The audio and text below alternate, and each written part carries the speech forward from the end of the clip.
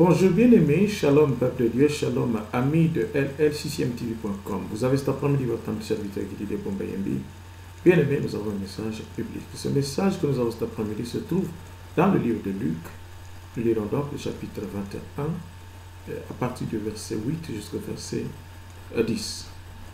Sans plus tarder, je vais lire. Jésus répondit, prenez garde que vous ne soyez séduits, car plusieurs viendront à mon nom, disant c'est moi, et le temps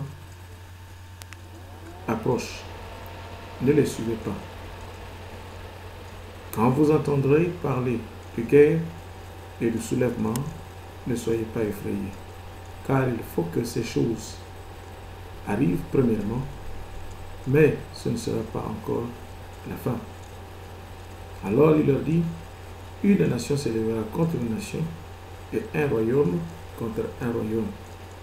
Il y aura de grands tremblements de terre et en divers lieux des pestes et des famines. Il y aura des phénomènes terribles et de grands signes dans le ciel. Amen. J'ai lu jusqu'au verset, après le verset 10, juste pour essayer un peu de comprendre ce que le Seigneur a voulu dire par là.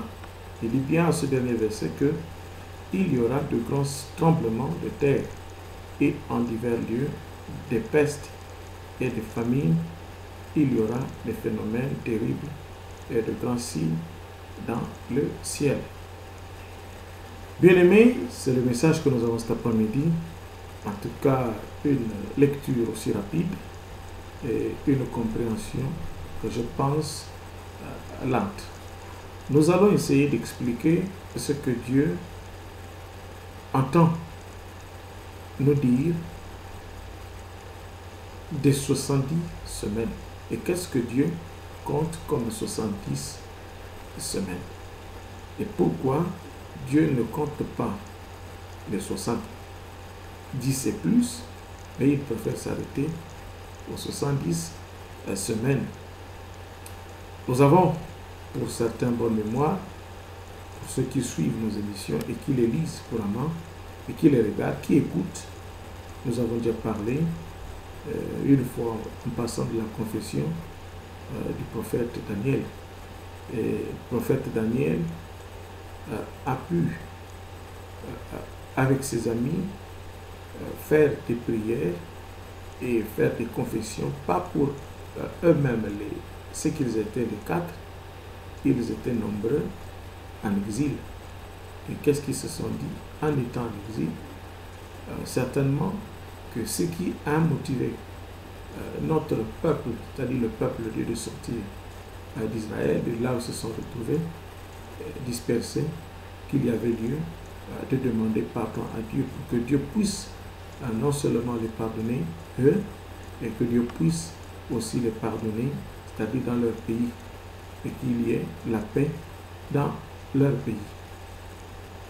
Quand je parle de pays, c'est-à-dire leur nation, du pays Israël, parce qu'ils sont partis d'Israël, ils se sont retrouvés certainement en Égypte et dans d'autres contrées du monde, juste pour essayer, pour certains, de se cacher ou prétendre rester en sécurité. Et je dirais que nous allons lire ce message, et lorsque nous le lisons de cette façon, nous n'allons pas dire que nous lisons en émo cet exil encore, nous lisons que pour toute personne qui se déplacerait de son pays pour une raison ou une autre, soit aller travailler à l'étranger pour le compte de l'État ou aller travailler, étudier à l'étranger pour son propre compte ou pour le compte de l'État qu'il envoie, celui-là, lorsqu'il est dans un autre pays, il est censé prier pour lui-même et il priera aussi pour le pays et disons bien le pays qu'il a hébergé, le pays dans lequel il est parti, c'est-à-dire son pays d'origine. La prière ne sera pas faite seulement pour juste prier pour soi-même et ne pas avoir idée ce que les autres aussi seraient lorsqu'ils sont restés sur place au pays. Parce que si là où tu te trouves, tu peux te réjouir qu'il y a une paix, mais tu as laissé des parents de l'autre côté qui voudront bien jouir de cette même paix. Et lorsqu'il y a des guerres, il y a des tribulations, des attaques et des coups, bien aimés, nous pensons que il y a lieu de prier, demander à ce que Dieu apporte la paix dans ces nations-là, qui sont aussi les nôtres. Et ici, Dieu a regardé au fur et à mesure, c'est tellement qu'il avait déjà parlé. Et il avait déjà prédit en disant que il y aura tant de semaines. Et il y aura beaucoup de semaines. Je n'ai pas envie d'aller lire Daniel de l'autre côté. Mais avec beaucoup de respect, je préfère lire ce que nous avons sur place ici. Et ceux qui veulent lire le livre de Daniel, ils peuvent lire le chapitre 9 et le confession. Donc le chapitre 9 parle de la confession. La confession, c'est en un mot, c'est un esprit de pardon. Et Daniel avait cet esprit de pardon, avait cet esprit de pitié, en un mot, d'avoir pitié de lui-même et d'avoir pitié des autres. Et une personne qui a cet esprit de pitié, c'est une personne de bonne moralité, j'appelle ça de bonne attitude. Et il faut donc motiver ce genre de personnes à faire et à continuer à faire des bonnes choses. Et voilà pourquoi ici Luc nous écrit qu'il y a eu une 70e semaine dont l'Éternel a parlé dans la Bible et à travers le message de Daniel, c'est-à-dire dans son livre. Il parle de 70 semaines. Il y avait une souffrance, certainement une joie, ou pour certains une paix, mais il dit qu'il y aura 70 semaines. Il dit qu'il y aura 70 semaines. Et la 70e semaine, il dira ce qui va se passer. C'est une prophétie pour certains qui diraient que elle pourrait peut-être ne pas être celle-là. Dieu n'est pas un menteur. Dieu dit des choses de la manière dont il pense qu'il a raison de les dire. Et lorsqu'il attire ton attention, mon attention, c'est parce qu'il sait que s'il nous dit cela, il est capable de nous montrer la meilleure façon d'évoluer dans tout ce que nous avons à nous dire. Et ce qu'il sait de nous, c'est ce qu'il voudra bien nous faire pratiquer. Du bien qu'il connaît de nous, il voudra que nous puissions continuer. Mais ici, il vient de nous parler de 70 semaines d'année de Daniel. Donc, il y a 70 semaines d'année de Daniel. C'est-à-dire que Daniel, depuis qu'il est parti de son pays et s'est retrouvé là où il s'est retrouvé, dans un autre pays, la totalité des semaines que Daniel avait déjà épousées, c'était 70. Et les 70 semaines avaient une raison de quelque chose qui soit dite à propos de cela. Et Dieu ne s'est pas caché par son ange pour venir lui dire telles que les choses devaient se passer dans la suite des temps. Et il ne savait pas. Non plus, les autres aussi ne savaient pas. Mais la seule façon de sonder Dieu, d'avancer vers Dieu et de savoir ce que Dieu veut faire dans une nation, pour le bien d'une nation, où il veut frapper une nation, il faut prier. Et lorsque nous prions, lorsque vous priez, Dieu pourra certainement se révéler. Et quand il se révèle, il va dire des choses qui sont en train de venir. Et si vous êtes une nation bénie de Dieu, avertie des choses de ce genre, nous aimons Dieu, je pense que Dieu, à travers sa miséricorde, à travers son pardon, nous avons nos genoux à terre, nous prions, nous demandons à ce que Dieu nous pardonne et Dieu pourra facilement pardonner. Mais lorsque nous ne prenons pas les choses au sérieux, nous ne les regardons pas de la manière dont Dieu aurait voulu que nous puissions les regarder, bien aimé, Dieu accomplit ce qu'il a promis. Et nous avons lu dans Ézéchiel un peu plus loin que Dieu n'aime pas que quelqu'un puisse mourir. Nous avons parlé de la sentinelle. Or, les gens, quand j'appelle les gens, c'est-à-dire nous sommes parfois distraits. Au moment où on nous demande d'être assidus et d'écouter de Dieu, pour certains, nous ne sommes pas assidus pour écouter de Dieu. Pourquoi? Parce que on se dit que ce que nous vivons déjà, c'est une paix. On ne pense pas que cette paix va avoir des conséquences dans le futur. Et qui dirait que s'il y a une paix, il y a lieu de la maintenir et dans les normes et de la bonne manière, c'est-à-dire à reconnaître le bien que font les autres et les soutenir en cela. Mais si cela n'est pas le cas, comment allons-nous avancer avec assurance? Et comment pensons-nous pratiquer ce que nous avons à pratiquer de la manière dont Dieu le veut? Il faudrait que tu te souviennes que ce Dieu qui t'a créé, ce Dieu-là veut ton bien. Et ce bien-là qu'il veut de toi, il faudrait que tu te souviennes qu'il n'y a pas un autre. Il n'y a pas un autre Dieu, il n'y a que lui. Et si c'est lui qui est Dieu, qui d'autre peut encore venir te donner un message que tu prendras en compte. Moi, je ne pense pas. Personnellement, c'est tel que je connais de Dieu et tel que j'aurais voulu que tu puisses aussi connaître de lui.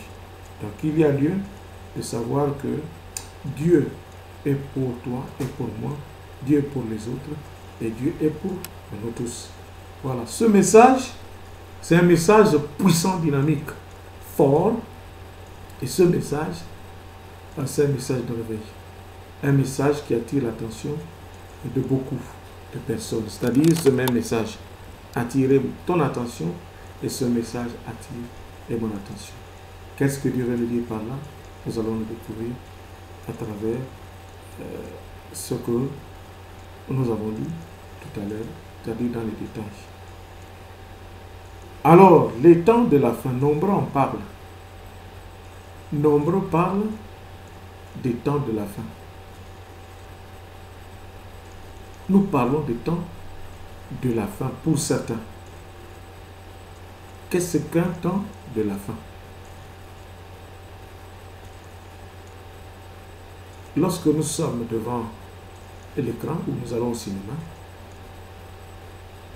le film commence là où, je crois, le réalisateur a préféré que le film puisse commencer. C'est-à-dire l'histoire, qu'elle commence à être dite. Et lorsque l'histoire commence à être dite à un certain endroit, elle évolue. Elle évolue dans des côtés justes, positifs, et dans des côtés aussi négatifs du film. Soit il y a l'acteur, et l'acteur très souvent avec une mission principale de pouvoir sauver des âmes, de protéger les âmes et de les mettre en sécurité. Et c'est ça la mission réelle d'un acteur dans un film. Et il doit apparaître toujours comme étant un héros. C'est-à-dire que ce que tout le monde ne peut pas faire, tout le monde peut échouer avec, mais l'acteur, quand il arrive, il ne peut pas échouer. Sauf dans certains films, je me souviens, où on commençait par la mort de quelqu'un,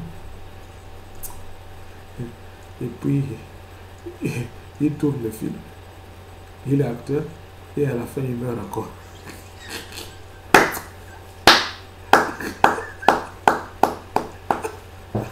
Alléluia. Et c'est comme ça.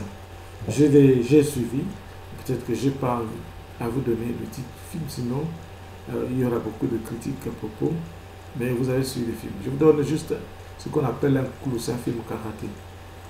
Il commence avec la mort de l'acteur, c'est-à-dire à partir des cimetières, et il joue comme acteur, et à la fin il meurt.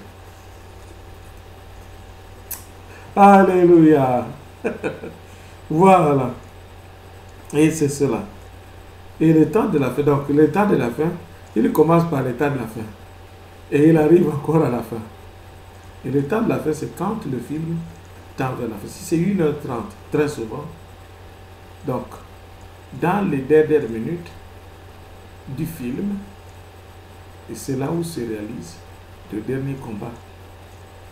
Et ce dernier combat doit déterminer qui des deux, c'est-à-dire de l'acteur et du chef des assassins, qui va gagner ce combat.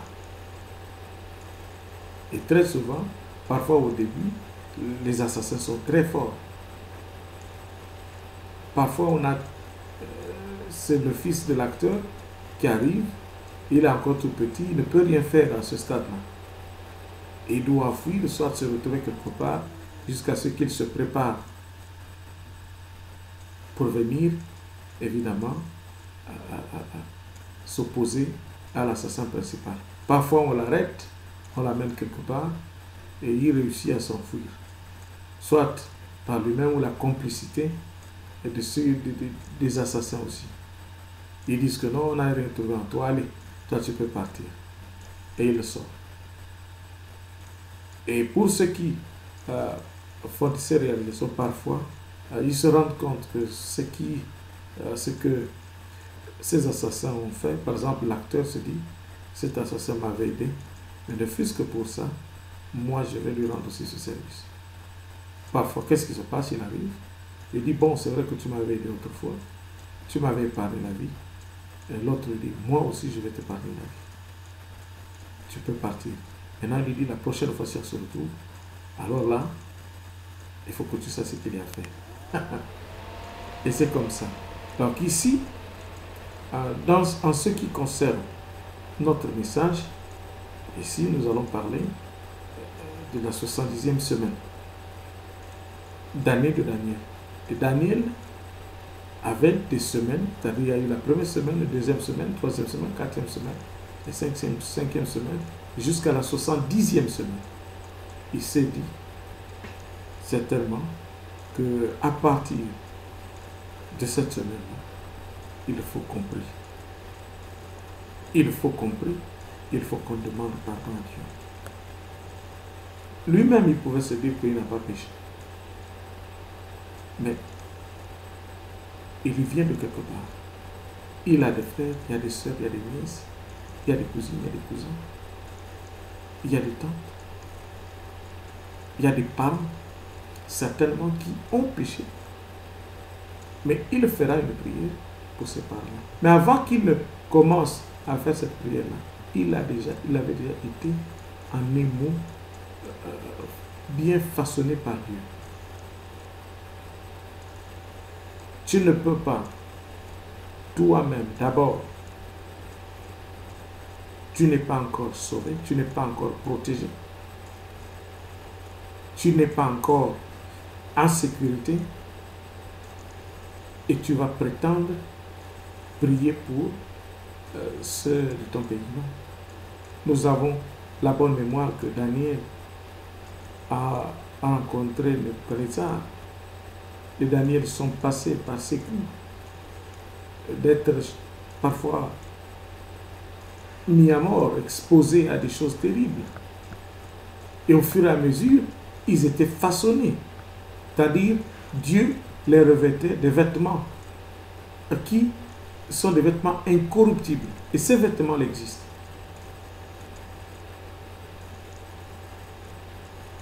Et jusqu'à ce qu'ils arrivent, et Daniel est arrivé à occuper des postes, et jusqu'à la primature des royaumes, gouverneur. C'est des postes qui seraient, parfois pour certains, ils disent que non, c'est des postes qui ne peuvent être octroyés aux nationaux. Mais dans ces nations-là, ils savaient déjà que Dieu est bon. Et Dieu, ce qu'il le fait, personne d'autre ne peut le faire. Et ce pouvoir de Daniel n'était pas le pouvoir d'un homme simple comme ça. C'est vrai qu'il dirigeait les hommes, mais le pouvoir, c'est un pouvoir de Dieu. Et le pouvoir de Dieu, personne ne peut aller contre ce pouvoir. Lorsque Dieu donne, personne ne peut aller contre ce pouvoir et prétendre faire des choses contre ces personnes.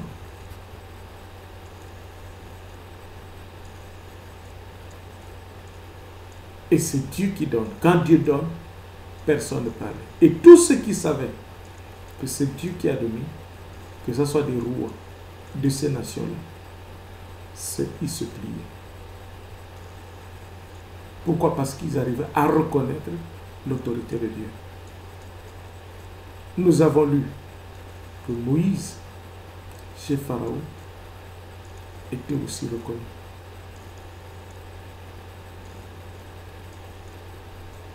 Moïse était reconnu. Abraham aussi en Égypte, même chose avec sa femme Sarah. Pharaon a dit, c'est ta femme, prends-la. Pourquoi tu m'as d'abord menti? Parce que Dieu parle. Et Dieu parlera d'une manière, comme on dit, tantôt d'une manière, tantôt d'une autre. Tu as quelque chose que Dieu t'a donné, elle est à toi. Et personne, je dirais, ne pourra prétendre aller contre ce qui a tout. Et c'est une manière de t'exhorter. C'est une manière de te dire que celui qui a le pouvoir de Dieu, il vient te donner des conseils. Et le pouvoir de Moïse, c'était celui de donner des conseils au roi. Pharaon, que ce que tu fais est mauvais. Il faut arrêter. Il faut laisser ce peuple pour que tu puisses demeurer en paix. Il savait que le roi, Pharaon, c'était son père aussi. Parce qu'il l'a élevé dans le palais. Il lui a enseigné, il lui a tout donné. Il a dit, il ne peut pas aller contre Pharaon pour le combattre. Pourquoi? Parce qu'il a mangé du pain de Pharaon. C'est Dieu qui avait béni Pharaon. Et par le Pharaon, Moïse a été béni. Si Pharaon n'existait pas, Moïse ne serait pas béni. Et Dieu n'aurait peut-être pas même besoin de Moïse. Même chose pour Joseph en Égypte. Un pouvoir de Dieu. Moïse reçoit de Dieu. Joseph reçoit de Dieu. Selon les Écritures. Daniel aussi reçoit de Dieu. Je ne dis pas d'autre.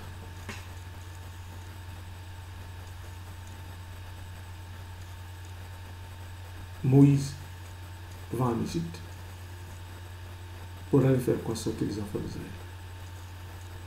Après avoir fait rencontrer Dieu, où? Sur le mont Sinaï. Joseph, aussi en Égypte, même quand on dit vendu, il se retrouve en prison, il a le songe. Il va où? Chez Pharaon. Faire quoi? Interpréter le songe. Il hérite. Daniel aussi, avec ses amis, prie, se retrouve en difficulté, on les prend, direction, ou d'abord avant pas de difficulté, ils étaient recrutés. Ils se retrouvent là-bas, c'est fini, il y a un problème. Et ce problème-là fait quoi? Le roi a besoin de quelqu'un. Très souvent, ceux qui sont élevés dans le Seigneur, très souvent, traversent des épreuves difficiles. Et ces épreuves-là vont faire de ces personnes des hommes intègres dans la parole de Dieu. Ils deviennent forts, puissants. Et c'est rare, je dis bien c'est rare, qu'ils demeurent sans fonction politique. Voilà pourquoi je vous disais que ne regardez pas seulement ceux qui sont des pasteurs qui demeurent des pasteurs. Non, les pasteurs sont des hommes politiques. Un pasteur peut être un ministre dans un gouvernement, un premier ministre d'un pays. Daniel était un pasteur, gouverneur en Égypte. Et Joseph, à ce temps-là, ne dit pas qu'il existait des églises où il allait prier.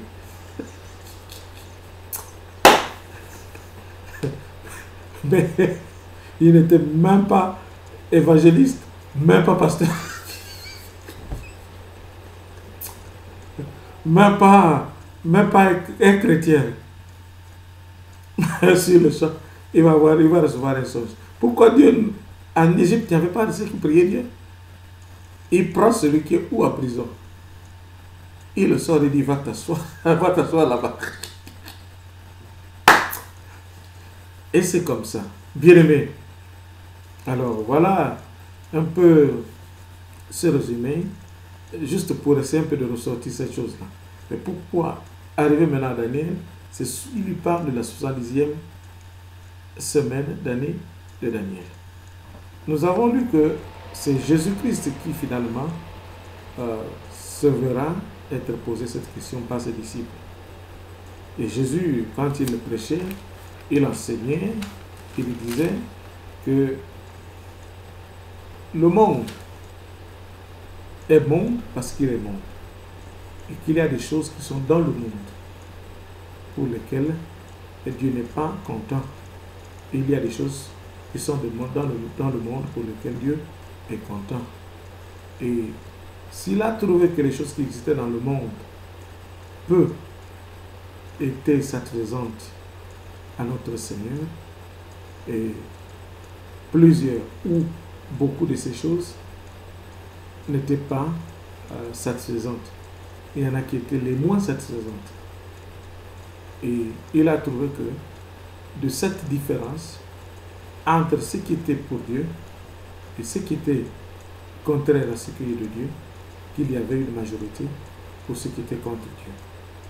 Donc, il a trouvé que la seule façon de venir sur cette terre et montrer à l'homme qu'il fallait abandonner ce qui était plus mauvais, qu'il fallait susciter qui son Fils Jésus-Christ. C'est vrai qu'il y a eu les Adam et Ève et autres qui ont existé, mais de ce temps-là, il ne voulait plus qu'on parle d'Adam. Adam était déjà, a eu connu son temps.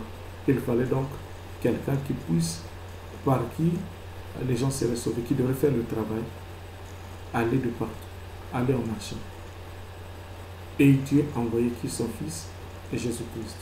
Et Jésus qui arrive, ce qui n'était pas aussi un travail facile, parce que le mal occupait déjà les contrées de là où il est passé, même là où il est né.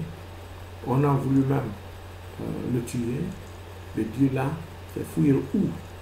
En Égypte. Et l'ange, ce n'est pas quelqu'un d'autre, la Bible dit que c'est l'ange qui est venu voir Joseph et m'a dit, écoute, prends ton enfant, fuis avec ton enfant en Égypte.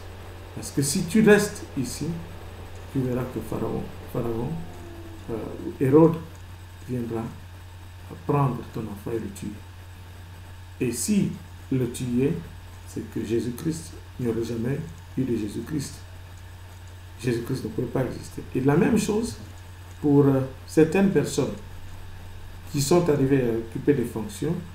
Vous allez d'emblée vous retrouver dans un pays et vous êtes bloqué, vous ne pouvez même plus repartir là où vous étiez.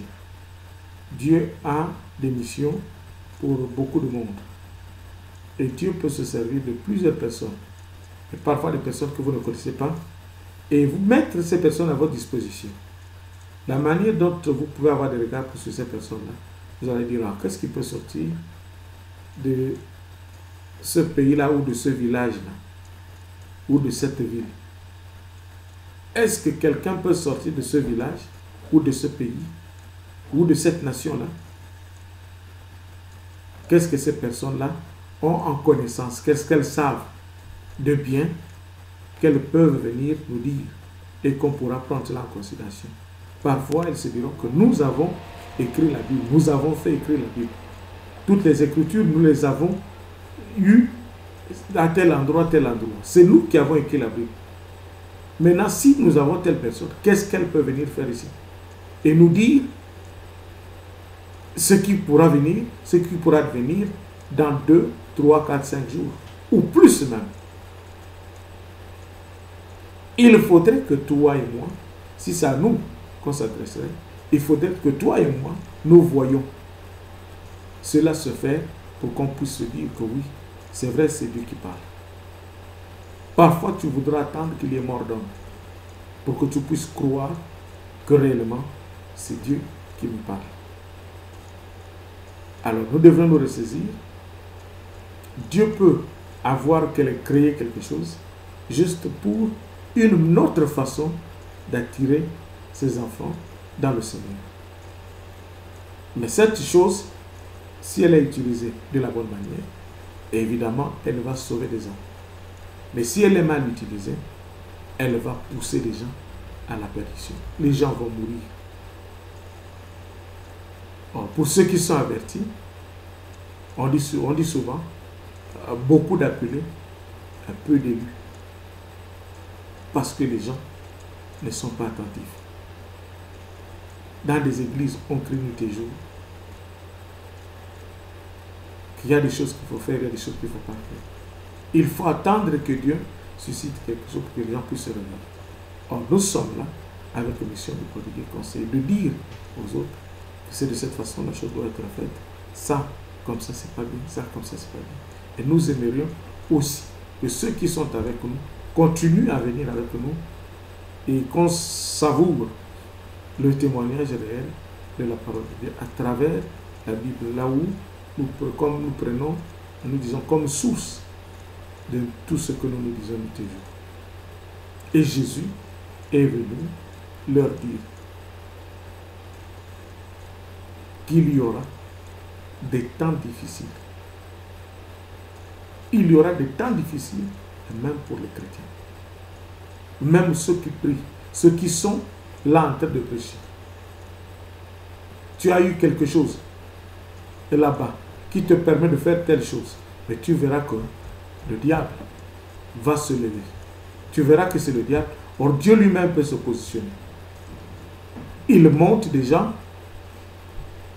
Il met tout juste pour empêcher que cette chose-là et ces choses-là se fassent de la manière dont il aurait lui-même souhaité que cela se fasse. Nous avons vu en Égypte, pour ceux qui ont lu, que Pharaon a été fait par Dieu lui-même. Pharaon soutenu par Dieu. Moïse va où chez Pharaon?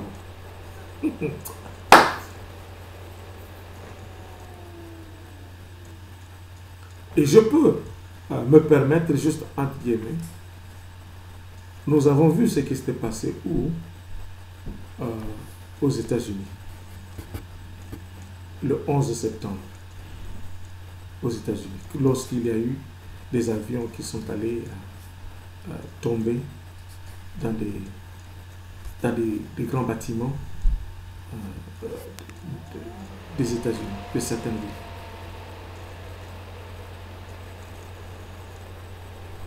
Ils ont utilisé quoi? Certainement la Bible. Ils ont utilisé quoi? La Bible. Et aujourd'hui, je peux, en le disant, que si Moïse, par exemple, en Égypte, avant qu'il ne naisse, ou quand il est né, avant qu'il ne naisse, Pharaon avait déjà fait promulguer une loi qui dit que tout mâle-né des enfants des Hébreux devrait être tué. Devrait être tué. Qu'est-ce qui se passe? La mère de Joseph, excusez-moi, je suis allé plutôt vite sur Joseph, la mère de Moïse, selon l'histoire, prend l'enfant. Et il fait quoi? Il l'emmène, il donne par le canal de sa soeur, jusqu'à ce que l'enfant soit mis dans l'eau. Et il savait que cette source d'eau qui coulait allait jusque là où Pharaon ou ses enfants, sa famille, prenaient un bain.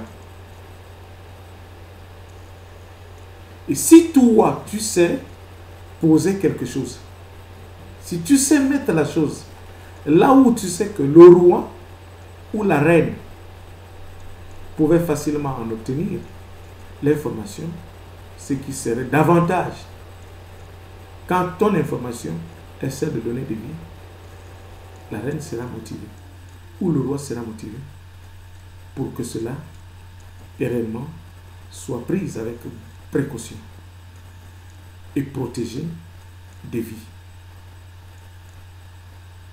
Et imaginons-nous que ce jour-là, la fille du roi n'étant pas là.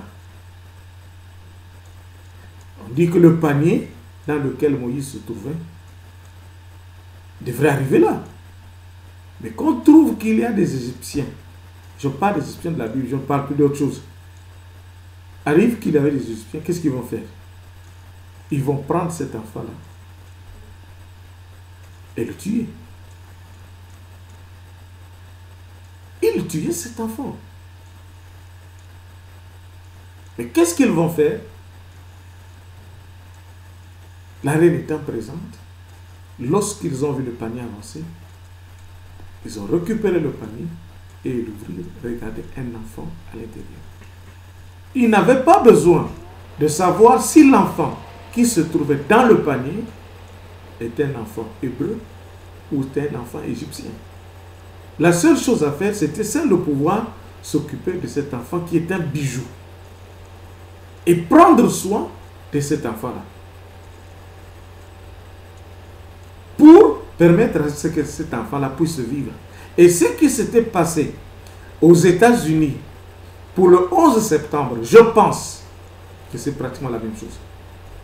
Ces enfants-là qui sont allés, qu'on a dit, qui sont allés jeter des avions sur le mur, certainement qu'ils sont allés, ils ont aussi été reçus. Ils ont été reçus et traités comme là, je crois, la sœur de Pharaon ou la fille de Pharaon s'était intéressée à Moïse. Et aux États-Unis aussi, certainement les écoles dans lesquelles ces enfants-là sont allés apprendre, ils se sont aussi intéressés à ces enfants qui sont venus apprendre. Pourquoi? Parce que certainement leur cours était payé. Donc il fallait les traiter comme tout le monde. Ce n'est pas un mauvais esprit, c'est un esprit de Dieu. Que ce soit Pharaon, sa sœur, ou encore Moïse qui se retrouve là-bas, et encore ceux qui sont allés aux États-Unis, pratiquement c'était la même chose. Ils devraient être bien traités. Mais le problème était celui de savoir qu'adviendrait-il de celui qu'on réserve cette hospitalité. Est-ce que, en retour, on espérait recevoir quelque chose de bien se faire? Ça, c'est ce qu'était la politique de nos frères américains. Et cette même politique pour Pharaon en Égypte. Pharaon a mis une loi, mais il s'est dit, bien que cette loi existe, il est allé contre sa propre loi, en prenant qui? Moïse, dans son sein. Le nourrir, l'éduquer et lui montrer comment est-ce que ça fonctionne.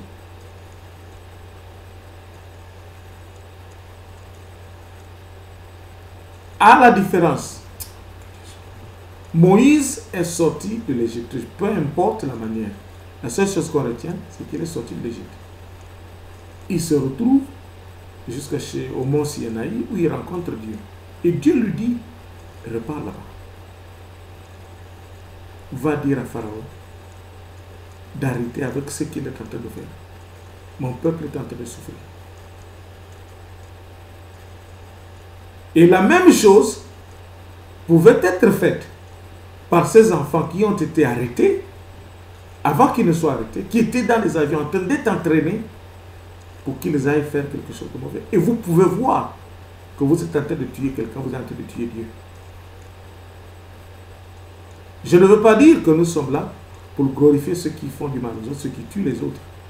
Mais Dieu peut voir ce qui se passe dans certaines nations. Et il peut être mécontent de ce qui se fait et se dire que ce que vous êtes en train de faire est mauvais. Il faut arrêter avec, il faut changer la façon d'évoluer dans ces choses-là. Et ce n'est pas mal quand Dieu le dit, c'est pour vous permettre à ce que vous puissiez être épargnés avec des choses. Dieu pouvait voir cela se faire, être préparé, il savait que ces choses-là vont se faire comme ceci, comme cela. Certainement qu'il y a des pasteurs, il y a des évangélistes. Aux États-Unis, lorsque nous suivons la télé, nous suivons, nous suivons des émissions où il y a des pasteurs qui prient, qui opèrent des miracles et des prodiges. C'est vrai qu'il n'y a eu aucun pasteur, même un seul évangéliste, qui a reçu un message que ce genre de choses devraient se faire aux États-Unis. Pourquoi donc nous prions?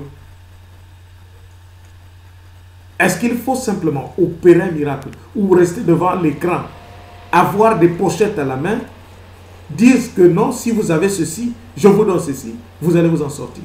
Ce n'est pas ça la vraie prière. C'est vrai que ça fait partie des prières, mais la vraie prière sera que, quel que soit l'endroit où l'autre se trouve, tu prieras pour toi-même, pour les autres et pour la nation dans laquelle tu te trouves, sans différence. Qu'est-ce qui s'est passé? Dieu a trouvé que, bien que Pharaon existait, Pharaon a ouvert la porte. Donc, par sa propre loi, et Dieu viendra, amènera quelqu'un. Il dit, bon, tu as fait une loi, oui. Tu veux le tuer, oui. Tous, oui. Tu veux le tuer, oui. Moi, je les amène chez toi.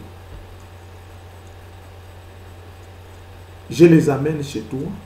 j'amène cet enfant-là dans ta maison. Et cet enfant-là va grandir dans ta maison. Il va apprendre dans ta maison, voir comment ces choses-là se font. Et après, cet enfant-là va sortir et il reviendra vers toi pour te montrer que ce que tu fais est mauvais. Il faudrait que tu l'apprennes de qui? De quelqu'un qui était à l'intérieur dans ton école. Pourquoi? Parce qu'il a observé ce que tu faisais. Des lois et des ordres que tu donnais, il regardait, il écoutait. Mais il n'avait pas encore une intelligence ouverte pour savoir qu'il y avait lieu de dire que ça, c'est pas bon dans le palais, par crainte de se faire, permets-moi le terme, lyncher. Mais il s'est ressaisi au moment où il fallait qu'il sorte de là. Je ne prends pas ce que la Bible a dit que non, parce qu'il y a eu un Égyptien, si c'est là, je dis non. Si Pharaon voulait éliminer Moïse, il pouvait l'éliminer, apprenant de ce qui s'était passé pour l'Égyptien. Il le tuait. Il n'avait pas besoin de savoir telle ou telle chose. Il dit, bon, c'est comme ça, allez, tu passes. Pharaon l'aimait.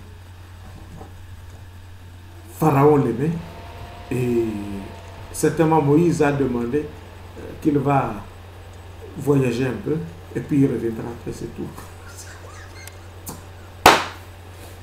Il va voyager un peu et puis il reviendra, c'est tout. Il a voyagé et il est allé rencontrer le Seigneur au-dessus de tous les seigneurs, qui lui dit, c'est bien, tu es venu ici, tu pries maintenant. C'est comme quelqu'un qui ne priait pas. Dans le palais, il ne priait pas. Il était comme dans le monde. Je ne dis pas que les palais d'aujourd'hui sont des palais du monde, non. Il ne priait pas, il n'était pas encore dans l'église. Il fallait que Moïse vienne dans l'église, écouter la parole de Dieu, l'instruire, et pour qu'il sache réellement ce que Dieu voulait de lui. Et la mission pour laquelle il a été certainement épargné de la mort dans l'Égypte. Tu peux être appelé pour être pasteur. Tu peux être appelé pour être évangéliste. Tu peux être appelé pour être chrétien ou chrétienne. Tu peux être appelé pour être un homme de foi, juste pour dire de belles paroles dans l'église, ou chanter, jouer à un instrument. Pourquoi Dieu le fait? C'est parce qu'il t'aime. Et si Dieu ne le fait pas, tu diras que Dieu ne t'aime pas. Dieu t'aime, voilà pourquoi il le fait pour toi. Dieu m'aime, voilà pourquoi il le fait pour moi.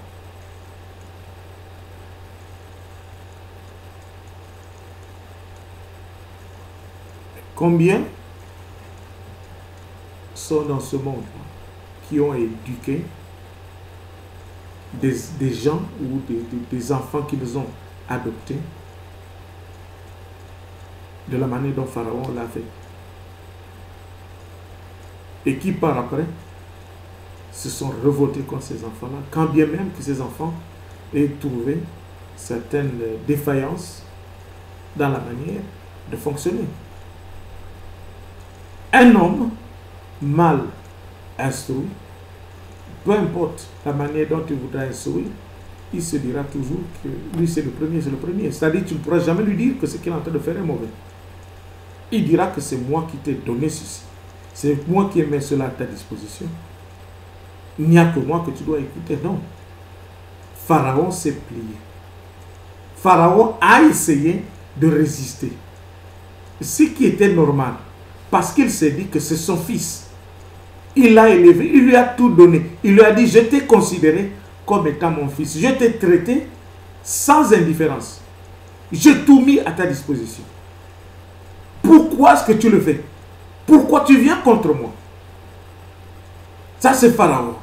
Il dit, je t'ai tout donné. Pourquoi est-ce que toi tu viens contre moi?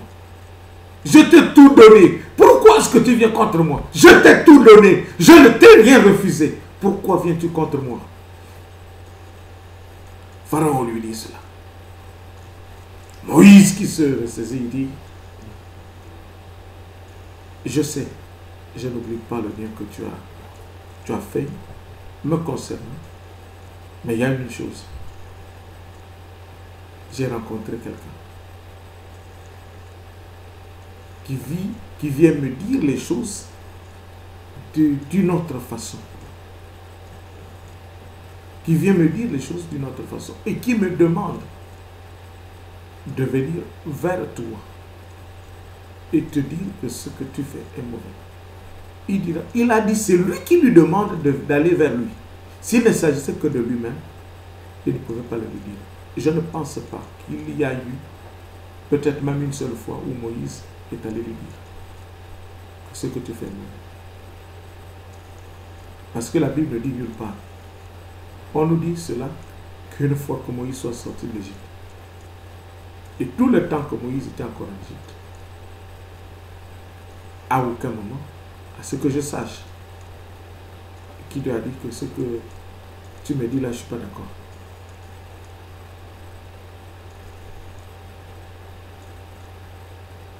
Lisez la Bible telle que vous avez l'habitude de la lire, mais nous expliquons de la manière dont l'Esprit nous dit aujourd'hui. Il y a des choses qu'on peut dire, il y a des choses qu'on ne peut pas dire. Jamais. Et qu'est-ce qui se passe? Moïse va lui dire ce que Dieu lui a dit. La seule chose c'était quoi? C'était de libérer le peuple hébreu de la servitude. Restituer la paix. Il y en a qui prennent la paix des autres. Il faut restituer la paix de toi. Il faut restituer la paix. Mais, à regarder ce que nous avons dit tout à l'heure, que les mêmes qui sont allés apprendre dans ces écoles-là pour piloter les avions, ce ne sont pas d'autres personnes qui sont venues, c'est-à-dire avec des avions ailleurs. C'est des gens qui avaient des avions. En émo, il a utilisé quoi? Moïse a utilisé. Bien aimé, il faut suivre le message. Il faut suivre le message. Parfois, Dieu a donné toute une intelligence. Il y en a qui vont utiliser l'intelligence de Dieu pour faire du mal. Et il y en a qui vont utiliser l'intelligence de Dieu pour faire du bien. Moïse repart là-bas avec un bâton. Moïse repart là-bas avec un bâton. Oh, que Dieu soit loué, bien-aimé. Oh, lorsqu'il arrive avec un bâton, Moïse s'adresse à Pharaon. Il dit, je vais te montrer de quoi est-ce que je suis capable selon ce que j'ai reçu de l'Éternel des armées. Il prend le bâton, il le dépose. Et le bâton se transforme en serpent. Il pouvait se transformer en chat. Il pouvait se transformer en chat. Mais Dieu savait que Moïse, avec le bâton, le Pharaon, a une technique de serpent là-bas. Alléluia! Que Pharaon a une technique de serpent, il va aussi faire la même chose. Il y en a eu combien? Il y en a eu combien de miracles? Ou des épreuves? Je dis ça souvent, je n'ai pas envie de dire ça.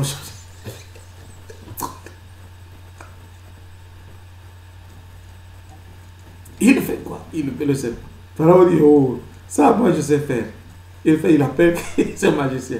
Il dit, vous faites, montrez-lui ce que vous savez. Parce ce qu'il a voulu faire là.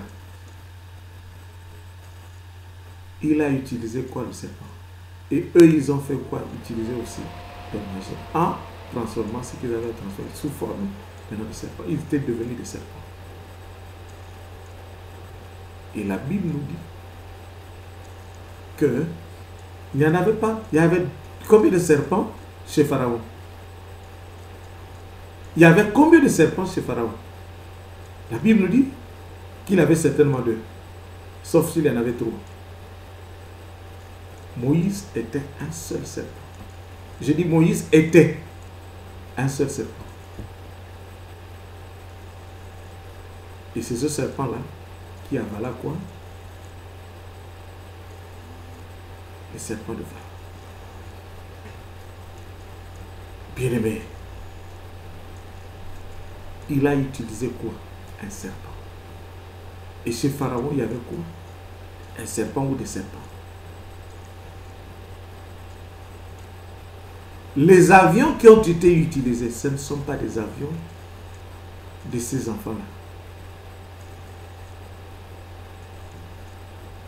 Ce ne sont pas des avions de ces enfants-là. C'est des avions qui appartenaient aux frères américains eux-mêmes. Ils sont allés apprendre où dans leur école? Ils ont étudié où dans leur école? Ils n'ont pas fait ces choses-là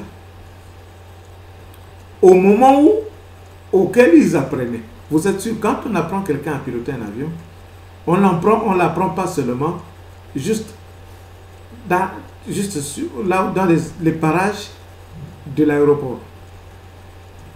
Il faut qu'il sorte et qu'il aille des distances et des distances.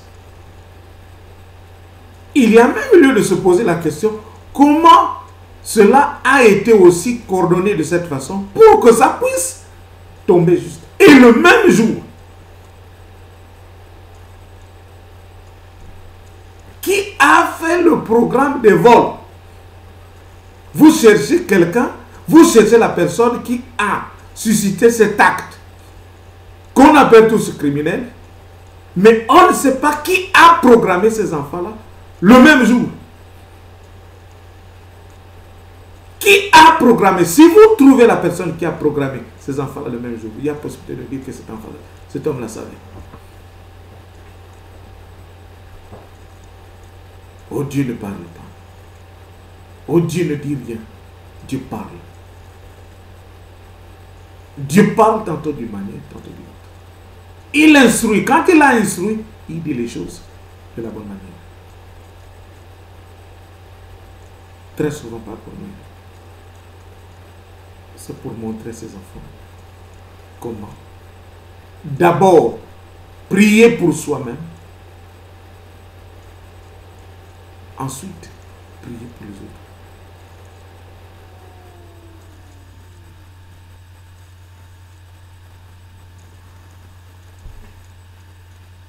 Les mêmes heures, le même temps que les avions doivent décoller. Le même jour.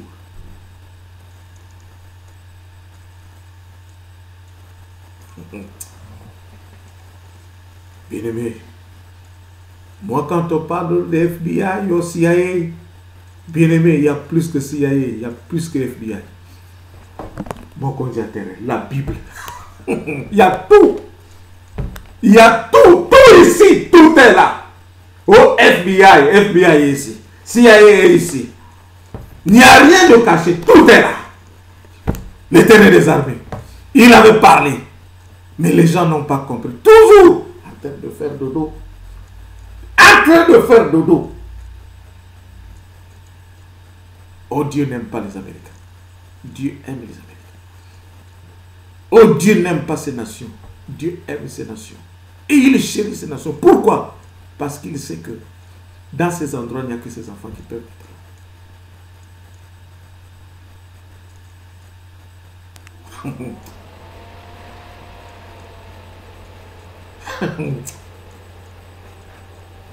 Dieu est Dieu. L'Éternel est Dieu. Ce n'est pas. Faut pas toujours. Ah, on a le. Vraiment. Il faut prendre ça. Oh, lui. Tu vas utiliser l'huile d'onction pour frotter sur les frères. Sur les huiles, c'est bien. Bien aimé. Prie d'abord pour toi-même. Et tu prieras quand Dieu te le permet pour les autres. Et tu vas prier pour les nations. Dieu ne peut pas te permettre de prier pour quelqu'un si toi-même, tu n'es pas protégé. Tu prieras d'abord pour toi-même avant de prier pour l'autre. Parce que si tu as déjà prié pour toi-même, tu es protégé. Tu sais que tu es en sécurité. Ensuite, tu prieras pour les autres. D'abord, tu pries pour toi-même dans la maison, avec ta famille. Une fois que tu as prié pour toi-même, tu prieras maintenant pour les autres qui sont dans le quartier. Tu prieras pour les autres dans la ville. Et tu prieras pour les autres dans le pays ou dans le royaume. Tu ne peux pas prier pour ceux qui ne sont pas d'abord dans ta vie. Tu ne peux pas prier pour te précipiter à prier pour d'autres personnes et toi-même tu n'es pas en sécurité. Tu es sûr que si tu pries pour ceux qui sont en dehors de ta contrée, tu seras en sécurité? Jamais du tout. Jamais. Nous prions d'abord pour nous-mêmes. Une fois en sécurité nous-mêmes, nous prions pour les autres. Lorsque Dieu nous aura dit de prier pour les autres. Quand il ne t'a pas dit de prier pour les autres, ne le fais pas. La Bible se trompe en nous disant qui veut aller loin, ménage quoi sa monture. Si tu veux aller loin, il faut que toi, tu sois sûr que là où tu es assis, tu pourras vraiment te sentir à l'aise. Je bénis, en tout cas, je bénis tous ceux qui ne cessent de participer pour donner vie à ma famille. Quand je parle de ma famille, peu importe là où elle se trouve. Et ma famille, pour ceux qui, jusqu'à aujourd'hui, sont encore égarés, qui n'ont pas encore compris que les choses qui n'ont pas une raison d'être, d'exister, devraient s'arrêter, que Dieu leur ouvre réellement des yeux spirituels, pour qu'ils voient et qu'ils comprennent que tout ce que nous disons, ce n'est pas pour juste flatter ou bien montrer qu'il y a ceci ou cela.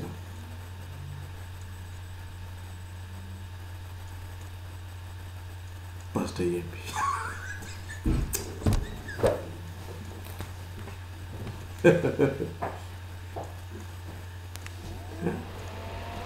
Pasteur Yembi.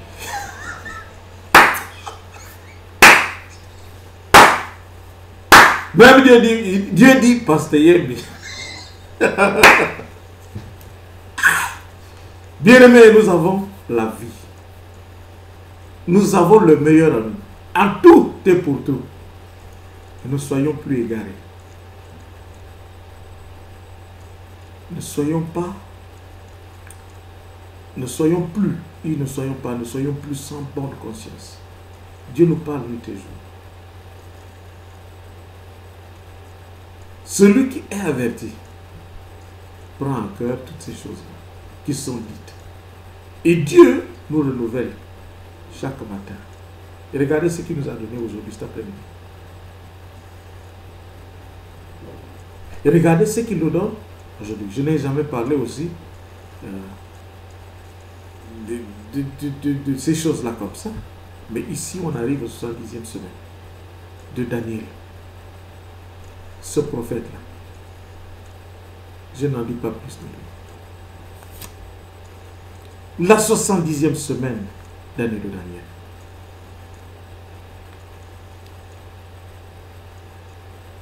Ta propre sécurité d'abord. Avant la sécurité des autres. Ta propre sécurité d'abord. Avant la sécurité des autres. En tout cas, c'est le message même. Ta propre sécurité d'abord, avant la sécurité des autres. Et qu'est-ce que nous allons donc voir ce que Jésus va répondre à ceux qui lui ont posé la question. La question qui a été posée, c'était quoi? Il lui demandait, Maître, quand donc cela arrivera-t-il et à quel signe connaîtra-t-on que ces choses vont arriver? Qu'est-ce qui devrait arriver? Il dit, comme quelques-uns parlaient de belles pierres et des objets apportés en offrande qui faisaient l'ornement du temple, Jésus dit, les jours viendront où de ceux que vous voyez il ne restera pas pierre sur pierre qui ne soit renversé. Il savait que lorsqu'on bâtit une maison, il y a une fondation. On fait des fouilles d'abord. Une fois qu'on a choisi l'endroit et le plan est fait pour savoir que si cette maison, nous la bâtissons ici, même si elle peut avoir des hauteurs, elle a un support. C'est-à-dire les bâtiments qui vont s'accommoder d'une hauteur à une autre. Cette maison ne tombera pas. Il y a des choses que Dieu n'aime pas. Il y a des choses pour lesquelles Dieu ne voudra jamais. Ce n'est pas parce que tu sois fort et puissant en tout et pour tout que tu puisses te permettre à l'extérieur. Tu ne réussiras pas. Tu ne réussiras jamais. Quel que soit ce que tu voudras faire, tu n'y parviendras jamais. Pourquoi? Parce que celui qui t'a créé, il t'aime. Il te demande d'abord que tu t'occupes de toi-même. Que tu saches t'occuper de toi-même. Au lieu de se précipiter sur les choses qui sont à autrui. Dieu t'a limité dans ta zone. Gère ce qui est de ta zone. Dieu ne t'a pas dit. C'est vrai qu'il arrive des fois que ça se fasse de cette façon.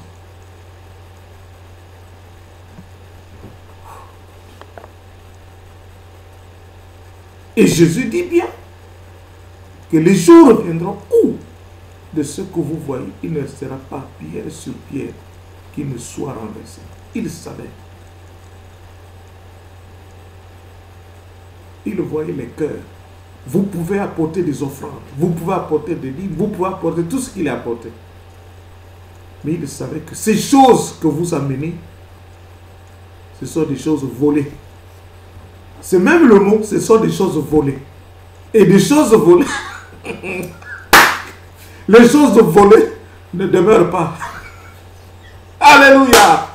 Les choses volées ne peuvent pas vous avantager.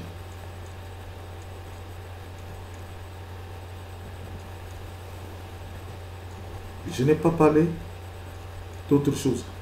Je parle des choses volées. Je n'ai pas parlé d'autre chose. Je parle des choses volées.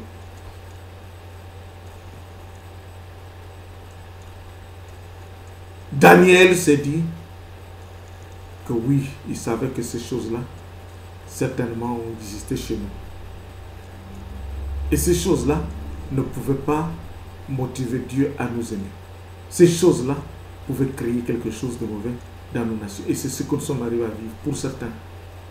Et qu'est-ce qu'il fallait faire? Il a dit, rien que pour mes frères, d'abord pour lui-même, il a prié. Il a mis les genoux à terre avec ses amis. Ils ont prié, prié. L'ange est arrivé. Il lui dit, maintenant ce que tu as eu à dire, on vient t'ouvrir quoi de l'intelligence pour que tu commences maintenant à comprendre ces choses-là. C'est là où on va lui dire, regarde, ce que tu as entendu, ce que tu as prié, ce sur quoi tu as prié, ces choses-là sont comme ceci. Ces choses-là sont comme cela. Est-ce que c'était fait parce qu'il fallait être contre telle ou telle nation? Non. Dieu peut faciliter l'ennemi. Que tu crois l'ennemi, ce n'est même pas un ennemi. Ce n'est que ton propre frère. Quand on a pu dire que ces enfants-là, c'est vrai que je ne les loue pas, qui sont allés déposer des avions par-ci par-là, on dira que ce sont des ennemis. Ce ne sont pas des ennemis. Ce sont vos propres frères. Ce ne sont que vos propres frères. C'est tout. Oh. Oh, Dieu ne parle pas, Dieu ne parle. Ce sont vos propres frères.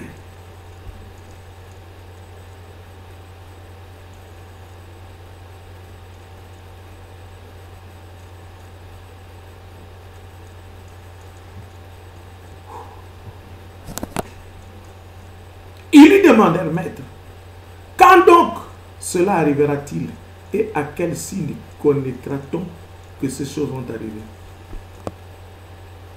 à quel moment la pierre, c'est-à-dire le bâtiment, la fondation, c'est-à-dire à quel moment, oh, à quel moment, bien-aimé, à quel moment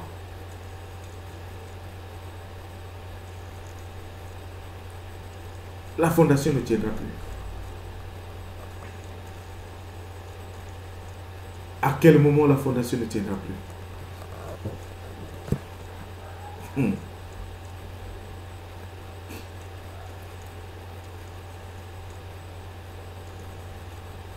Jésus répond. Il dit à quel moment la fondation ne tiendra plus? Jésus répondit, prenez garde que vous ne soyez séduits, car plusieurs viendront en mon nom, disant, c'est moi qui, ou c'est moi, et le temps approche. Ne les suivez pas. Jésus répondit au verset 8 de Luc chapitre 21. Jésus répondit, prenez garde que vous ne soyez séduits. Il ne faut pas être séduit par ces choses-là. Les gens ont été séduits parce que les gens attendaient voir que n'importe qui pouvait venir, il fallait la noter. N'importe religion qui pouvait être instaurée, il fallait donc courir vers cette religion-là et l'accepter. Jésus arrive, il vous dit, ces choses-là sont ces choses. Il dit, au moment où il viendra, les gens ne s'y attendaient même pas. Ils vont même le repousser. Ils vont même le rejeter. Ils vont le renier. Alors qu'il venait apporter la vraie paix. Mais si celui qui a apporté la paix, qui connaît la paix, qui connaît le secret de la paix, vous allez contre lui. Quelle est la paix dont vous aurez? Vous pouvez avoir. On dira tous, la paix dont nous avons besoin, évidemment, on ne la voit pas, on ne la verra pas. On ne verra pas cette paix-là. Si nous ne sommes pas avertis. Et on n'a pas quoi? L'intelligence. On n'a pas quoi? La sagesse. On n'a pas quoi? Le discernement. On ne sait pas voir. On ne sait pas comprendre ces choses-là. On n'écoute pas ce qu'on devrait écouter.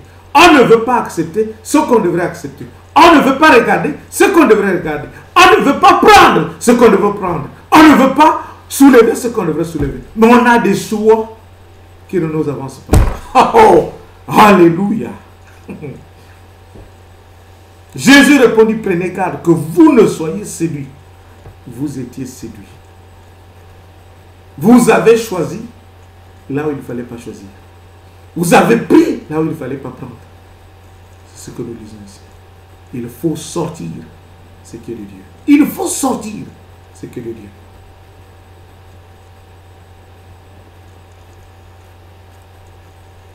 Que vous ne soyez séduits, car plusieurs viendront en mon nom, disant, c'est moi, et le temps approche. Ne les suivez pas. Quand vous entendrez parler de guerre et de soulèvement, ne soyez pas effrayés, n'ayez pas peur. Car il faut que ces choses arrivent premièrement. Mais ce ne sera pas encore la fin. Alors il leur dit, une nation se lèvera contre une nation, et un royaume contre un royaume. Il y aura de grands tremblements de terre, et en divers lieux, des pestes et des famines. Il y aura des phénomènes terribles et de grands signes dans le ciel. Je ne lis pas au verset 12. Ça ne nous concerne pas. Même si c'est la suite, on s'arrête au verset 10. Après le verset 10, le verset qui suit. Oh là là. Oh, quelle joie de servir Dieu. Quelle joie de servir l'Éternel des armées.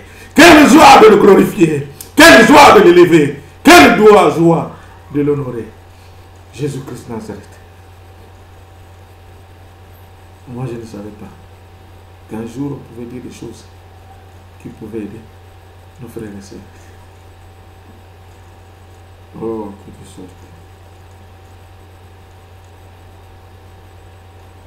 Bien-aimé. Oh, Nous aimons ce beau pays. J'aime mes frères américains. Je n'ai jamais aussi prêché comme ça et parlant des États-Unis. Aujourd'hui, c'est spécial. Et on lit quoi des 70 semaines? La 70e semaine d'année de l'année. Et Dieu nous montre qu'évidemment, Moïse, regardez les deux exemples. Et c'est un peu de... Je crois il y a des spécialistes qui sont là-dedans. C'est un peu de regarder cet exemple de Moïse en Égypte et ce que ces enfants-là sont allés faire chez nous aux États-Unis. Est-ce qu'il y a une différence? Et qu'est-ce qu'ils ont appliqué? On va dire qu'ils ont utilisé le Coran, oui, mais c'est écrit dans la Bible.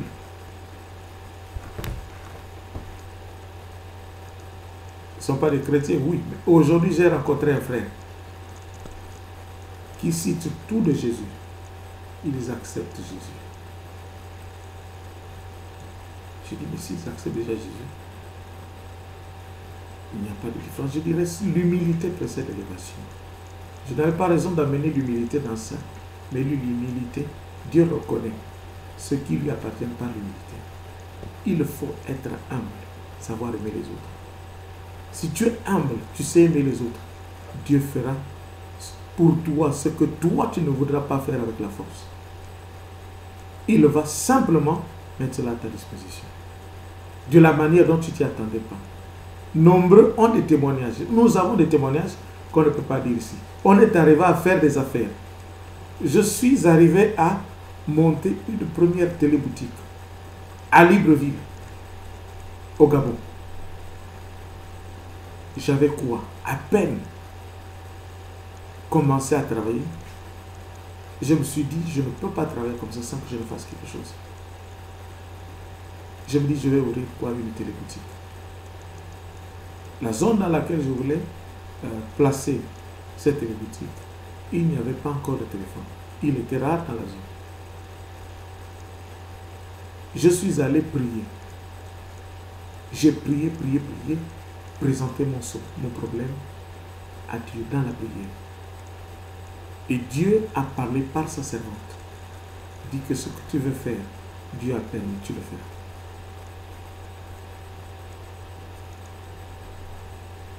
J'ai prié, et j'allais prier. Dieu a parlé. Dans la foulée, c'est-à-dire dans la foulée de 6 mois, quelqu'un qui occupait le bâtiment en question est parti. Et un de mes petits est parti de la maison, tout un soir, jusqu'à arriver là où j'étais. Me dire que l'endroit est vide, il faut aller maintenant l'occuper. Je suis allé de lui jusqu'à chez le propriétaire de la maison. Je lui ai dit, je vais prendre cet endroit-là. Je vais l'aménager et je vais m'installer. On s'est entendu. J'avais mon salaire qui venait à chaque fin de mois. Et je me suis dit, il faut que je me lance dans ça. Mais je n'avais pas vraiment grand-chose. Mais j'avais une banque. Je suis allé voir mon gestionnaire. Je lui ai posé le problème. Il m'a dit, oui, d'accord, je vais mettre ça à ta disposition. Tu as besoin de combien? Je dis, pas besoin de plus, donne-moi seulement 1 million. Il dit, bon, je te donne 1 million. Dès que ton salaire arrive, on va commencer par reverser le tout là. Je vais là où on fait les cabines téléphoniques, plutôt la compagnie qui est censée mettre ces lignes à ma disposition. Avant même d'abord, on dit la compagnie est maintenant là. Eux, ils sont en train d'installer maintenant les lignes dans la zone. J'ai couru jusqu'à là. J'arrive là-bas. Je rencontre des personnes de bonne foi. Des gens très gentils. Très gentils, que ce soit des femmes comme des hommes. Et dans la majorité, c'était des femmes. Il y avait je me souviens, Madame Litier, Madame Yvonne et Madame Savou. Il y en avait encore une autre. Elle me dit, j'ai fait ça, oui, mais il faut trouver combien? 4 millions, 500 et quelques millions. Il faut pratiquement 5 millions. Donc, il faut quoi? Payer chaque ligne.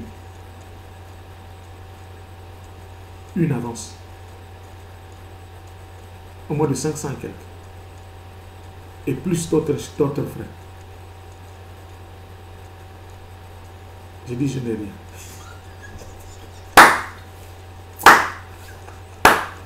J'ai dit, je n'ai rien. Est-ce que vous pouvez m'aider? Il dit, bon, d'accord. On va te permettre. On va te permettre d'exploiter. On va t'installer. Et ce que nous allons te demander, c'est de...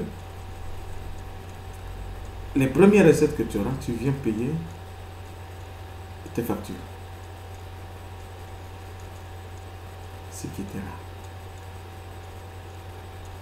J'ai dit oui. Bon, on va signer le contrat. J'ai signé. Paraphé. Et même tout ce qu'ils ont fait aussi.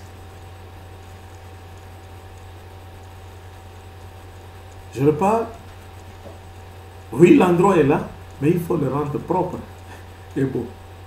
Il faut quoi? Il faut de la peinture. Il faut quoi? Il faut de la planche, c'est-à-dire pour séparer les cabines. Il faut quoi? Il faut des vitres. Il faut quoi? Il faut des meubles. Il faut quoi? Il faut des appareils pour que ça fonctionne. Téléphone, fax, photocopieur, une machine à dactylographie. Il faut un ordinateur. Il faut du papier. Il faut de l'encre. Il faut des calculatrices. Une calculatrice, il faut... Tout est pratiquement la bureaucratie.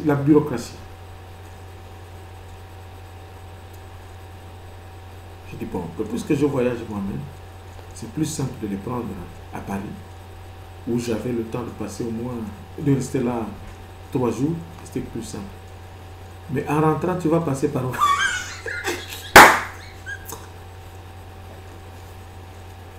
Il y a la douane qui t'attend.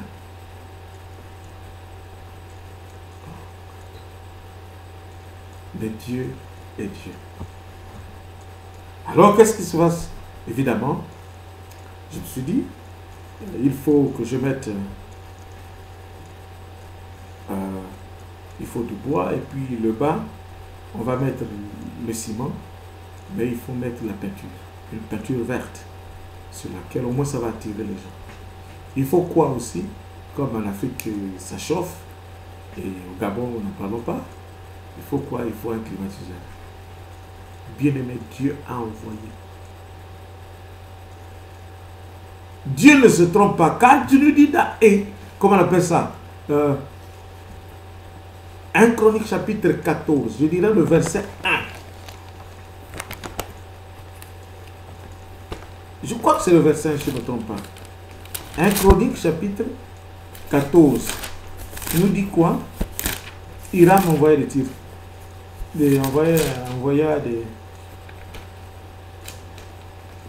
Hiram, roi de Tyr, envoya des messagers à David et du bois de cèdre et des tailleurs de pierre et des charpentiers pour lui bâtir une maison. David reconnut que l'Éternel l'affermissait comme roi d'Israël et que son royaume était haut et élevé à cause de son peuple d'Israël. Je n'avais pas de maçon. La femme chez qui je louais, elle s'appelle Marie-Thérèse. Chez qui je louais, celle-là avait entrepris des travaux, construisait des studios. Elle avait des frères d'où? De la Guinée équatoriale. Il y a un qu'on appelait Pierre, avec son staff. Coïncidence. Lorsqu'il n'avait pas de boulot à faire, évidemment, chez ma Marie-Thérèse, moi je leur ai dit, moi j'ai quelque chose là-bas. Est-ce qu'on peut s'entendre? On a fait un plan. On arrive sur place, ils me disent qu'on va tout faire. Ce que tu dois faire, c'est de trouver la planche, il faut trouver les contreplaqués, il faut trouver des chevrons, il faut trouver du bois, ainsi de suite, des pointes et tout. Bien aimé, on a fait l'état des lieux, on est allé, pour acheter du matériel. Il n'y avait pas assez d'argent. Il n'y avait pas assez d'argent. Qu'est-ce qu'il fallait faire? On est allé chez un Libanais, dans le quartier. Trouve un Libanais, et je lui présente un problème, ainsi de suite. Après-midi, tu as besoin de quoi? Je lui suis cela. Je lui dis, bon, d'accord, je vais te donner, tu viendras payer petit à petit. C'est-à-dire, à ton gré, le temps que tu voudras prendre pour venir payer, l'essentiel que tu viennes payer, bien aimé. Un Libanais, un frère libanais, je suis allé chercher à Milan. Il faut quoi? Il faut du ciment, il faut du gravier pour mettre, arranger le bas. Tout cela, on a pris.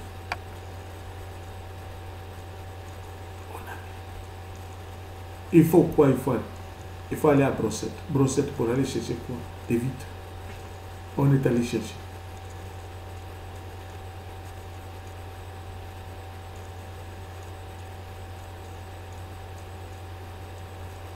Bien aimé.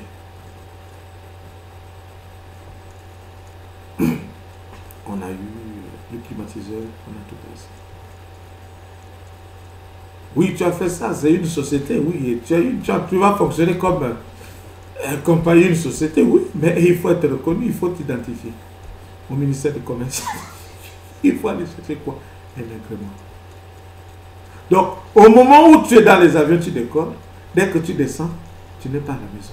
Il faut aller dans les bureaux. Là-bas, tu remplis des documents, tu déposes. Il faut attendre que ça sorte. On te dit encore, il faut aller aux impôts, aux contributions directes. Il faut payer les taxes.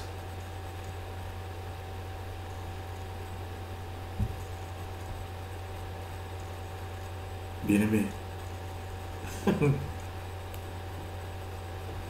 Dieu est Dieu et Dieu est bon.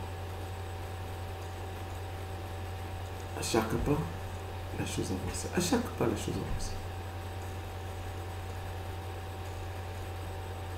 Et une fois fait, allez, il faut tuer. Dis donc, tu vas être commerçant, il faut quoi? Il te faut une carte. La carte de commerçant. J'ai ma carte ici. Je l'ai ici. Carte de commerçant.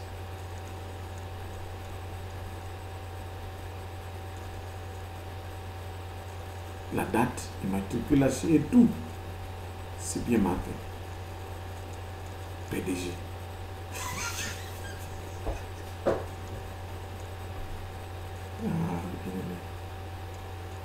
C'est bon.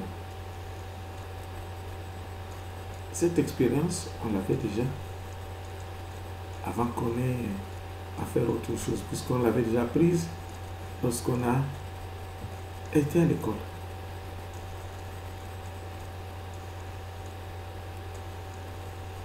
Et évoluer avec. Tu avais quoi? Je n'avais pas grand-chose. J'ai pu, il y a quelqu'un qui vendait déjà une machine à dactylographie dans le quartier. Il dit, ah, j'ai saisi l'opportunité, il vient me voir, non, j'ai envie de prendre. Oui, comme oui. Bon, le salaire arrive, il y a d'abord la banque à penser, ainsi de suite. Tu prends, il dit, bah, allez, combien? On s'entend par mensualité. Je te donne la première partie, tu prends la seconde partie dans ton de jour. Au top, jamais rester en bas. Toujours en haut, jamais en bas.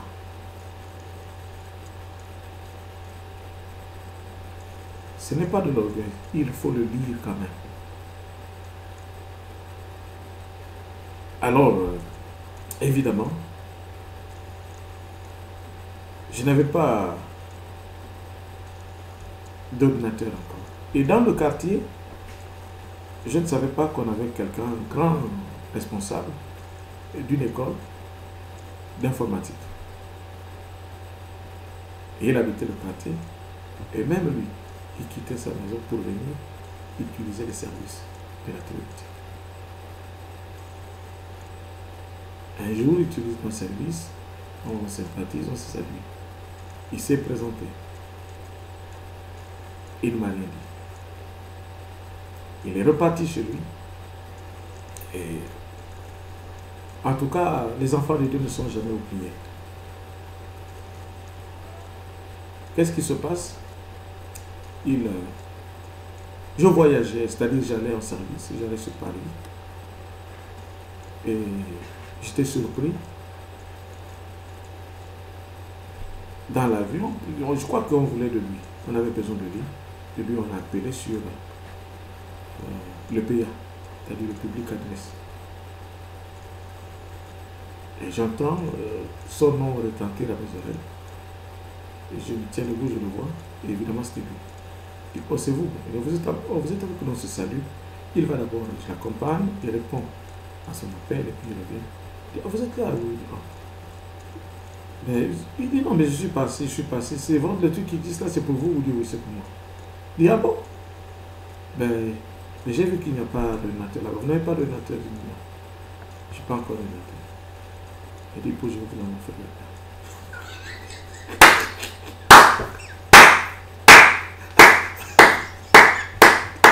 Alléluia! Il s'appelle Mounombi. Il est là à Libreville, monsieur Mounombi. C'est un grand frère. C'est quelqu'un que j'aime très bien. Oh, très aimable. Qui me donnait même sa voiture. Il dit, tiens, tu as quelque chose à faire, tu viens prendre la voiture, tu seras ça Pajero. Il dit, je t'offre en allant sur Paris. Bien-aimé. Il a fait un chèque. Il a fait un chèque, il a rédigé un chèque. Je ne vous dis pas le montant. Et il me dit, j'ai quelqu'un qui me montre des ordinateurs. C'est quelqu'un qui lui montre des ordinateurs sur Paris. Il dit, je vais t'envoyer chez lui, je te passe l'adresse, et je te passe les coordonnées. Tu vas chez lui, tu lui demanderas de te monter un ordinateur. Et tu le prends, tu l'emmènes avec toi. Bien-aimé. Le lendemain, non, le même jour, dès qu'on est arrivé, le matin, je suis allé à l'hôtel, pour tout le monde, et le temps d'aller jusqu'en Paris, jusqu'à l'adresse indiquée. Je suis arrivé, j'ai trouvé que c'était des frères chinois. Je leur ai posé au problème, j'ai dit, je viens sous l'étiquette de celui-ci. Il m'a demandé est-ce que je viens oui, parce que vous le connaissez. Je dis oui, je le connaissais. Qu'est-ce que moi je demande de l'ordinateur? Et il me l'a monté et j'ai pris l'ordinateur direction l'hôtel. Et après les 2 jours, le 3e jour, on rentrait sur le bureau. J'ai pris. Et j'arrive des frères de la gloire que je salue. Mon frère Placide, Gandja, et ils sont nombreux. Ils sont nombreux. Presque tous. Sans oublier Christine Ndiaye, qui est toujours dans la règle.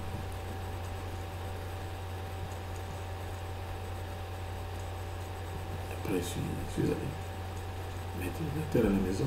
Je n'avais pas tout ce qu'il faut pour faire fonctionner l'ordinateur. Il faut quoi? Des softwares. Et le reste, c'est passé par les noms.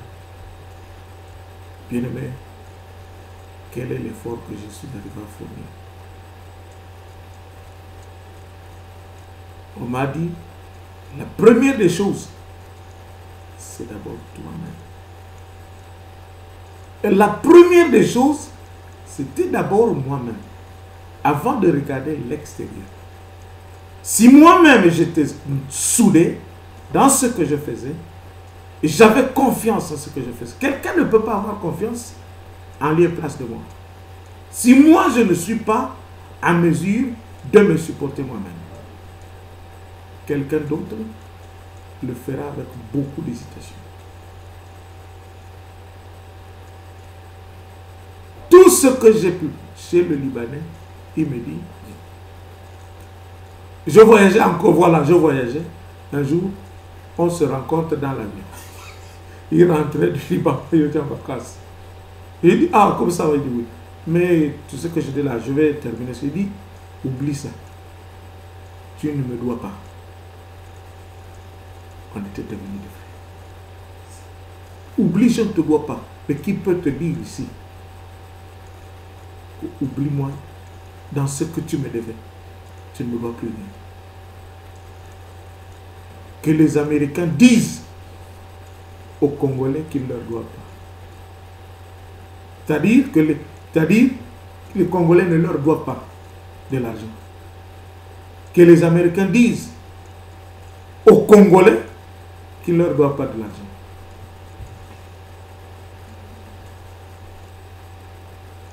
Qu'ils leur disent qu'ils ne leur doivent pas de l'argent. Quand ils le leur diront que non, la dette n'existe plus, c'est là où on saura le vrai frère. S'ils aiment réellement ce peuple-là. Et ils savent eux-mêmes de quoi ce que Dieu peut dire à propos d'eux. Voilà. Et c'est ce qu'il fallait se partager cet après-midi, même si mon histoire sur la téléboutique n'a pas été totalement déballée, mais il fallait vous donner ce petit grand livre. La dette de la banque a été remboursée. Et la facture de l'OPT a été payée. Le Libanais a annulé la dette. Le matériel payé, avec tout fait. Tout a été monté comme il se devait. Et puis voilà. Une société mise en place. On n'est pas faible. Je ne dis pas non plus on n'est pas fort. Je ne dis pas non plus on n'est pas puissant. Mais nous sommes ce que Dieu a voulu que nous soyons. Si tu es ce que Dieu a voulu que tu sois, bien aimé, tu vas évoluer. Tu vas avancer. Peu importe le temps que ça va freiner un peu passer par là. Tu t'en sortiras. Je vous aime bien. J'aurais voulu prier, mais que je peux quand même, parce que le temps va un peu plus. On va faire une minute. Allez. Par le nom puissant de Jésus, par le nom puissant de l'Éternel des armées, par le nom puissant de celui qui a créé le ciel et la terre et tout ce qui existe. Jésus-Christ de Nazareth, toi l'homme de Galilée, toi qui nous as donné encore une fois ce jour ta parole, pour nous montrer combien de fois ton amour est sans fin. Tu nous as enseigné combien de fois Moïse en Égypte a vécu chez Pharaon, et du retour en Égypte, qu'est-ce qu'il a pu dire à Pharaon? Et quelle a été la raison pour Moïse de repartir en Égypte après t'avoir rencontré sur le mont Sinaï? Même chose aussi, Seigneur, quand tu nous fais savoir, regarde mes frères qui sont arrivés à souffrir de ce qui s'était passé dans le pays, qui devient une natte, et pour certains à retenir à cause de ce qui s'était passé. Je te demande de pardonner les autorités de ce pays, de pardonner les enfants de ce pays, de pardonner toute la nation américaine, quelles que soient les choses qu'elles sont arrivées à faire, parfois indépendamment de ceux qui sont des subalternes. Je te demande à ce que tu instruises davantage ceux qui dirigent ce pays, afin qu'ils puissent savoir le souci des autres et qu'ils se reconnaissent d'abord eux-mêmes, qu'ils prient ceux qui sont des pasteurs, des évangélistes, des prêtres et tous ceux qui sont dans ce pays-là, qu'ils prient d'abord pour eux-mêmes, qu'ils prient pour leur propre nation, qu'ils prient pour leur nation et qu'ils prient beaucoup pour leur nation, qu'ils prient davantage pour leur nation et qu'ils se souviennent que Dieu est leur Dieu et qu'ils témoignent dans leur église que réellement sans Dieu, ils n'ont pas quelqu'un d'autre. Dieu est dans ta main dans cette nation américaine. Je dis bien une nation, pas la moindre, qui serait un modèle dans le monde entier. Souviens-toi que cette nation en a montré des preuves qui sont parfois justes. Il y a d'autres qui ne sont pas justes. Je te demande de mettre dans les cœurs de leur autorité que chacun des pays qui leur devait de l'argent, qu'ils puissent annuler ces dettes et qu'ils se contentent pour eux-mêmes. Dieu touche les cœurs des enfants, des petits-enfants, afin qu'ils soient motivés à aller dans des églises, pour qu'ils prient, pour qu'ils t'invoquent, pour qu'ils t'implorent, pour qu'ils témoignent, qu'ils disent des paroles de vie concernant leur propre vie, avant qu'ils n'en disent des paroles concernant d'autres vies. de ceux qui ne sont pas dans leur nation. Je te demande de bénir ce pays, de bénir cette nation américaine, de la combler de joie, une joie qui ne finira jamais.